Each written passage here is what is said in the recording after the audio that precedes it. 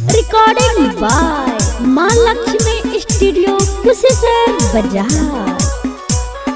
हाथाने गई गोरा के जवानी छैला के लौ हाथाने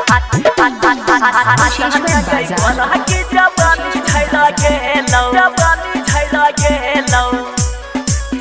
अहे के हाथाने गई गोरा के जवानी छैला के लौ जवानी छैला के लौ जवानी छैला के लौ हाथाने गई गोरा के जवानी छैला के लौ हाथाने गई गोरा की जवानी झैरा गेलो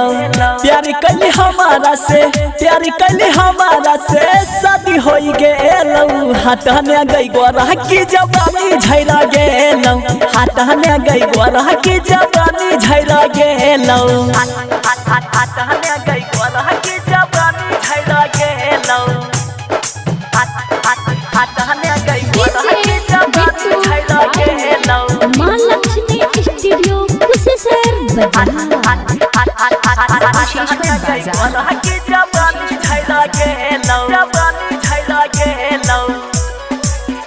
हे गई कहरी हो तोरा हम मान लेना बात गे ससुरा से नहीं हरियले कैसन छो हालत गे कैसन छो हालत गे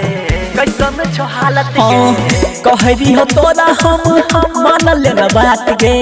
ससुरा से नहीं हरियले कैसन छो हालत गे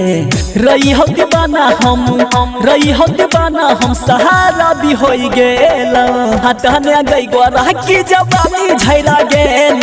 हाथाने गई गोरा की जवानी झैरा गेल हाथाने गई गोरा की जवानी झैरा गेल हाथाने गई गोरा की जवानी झैरा गेल मिक्स बाय राहुल बाबू। हाँ रही कुमार तलैरी हो मजा गे परम देहाती के दिल्ली सन साजा गे रही कुमार तलैरी हो मजा गे परम देहाती के दिल्ली सन साजा गे सयालो समझ तोहार सयालो समझ तोहार कुछो नहीं बोला लो हाथाने गई गोरा की जवानी झैरा गेलो हाथाने गई गोरा की जवानी झैरा गेलो।